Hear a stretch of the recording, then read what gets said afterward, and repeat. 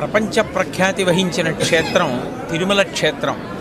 మళ్ళీ తర్వాత ఇక్కడ ఈ గోదావరి నదీ తీరంలో ఈ వాడపల్లి వెంకటేశ్వర స్వామి వారు సాధారణంగా మనకి కనపడే వెంకటేశ్వరమూర్తి కన్నా భిన్నమైన రీతిలో ఇక్కడ దర్శనమిస్తారు. ఆయన ఒక చేత్తో గద పట్టుకొని ఎర్రచందనపు మూర్తిగా వెలిసి ఉండడం చాలా చాలా గొప్ప విశేషం.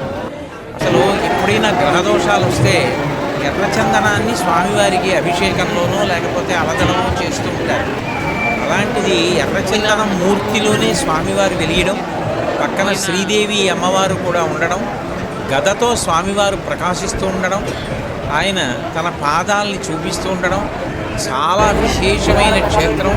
దినదినాభివృద్ధి చెందుతున్న ఈ క్షేత్రం ధర్మానికి గొప్ప ఆలంబనం కావాలని రాబోయే కాలంలో ఇంకా ఎంతోమంది భక్తులకి ఇది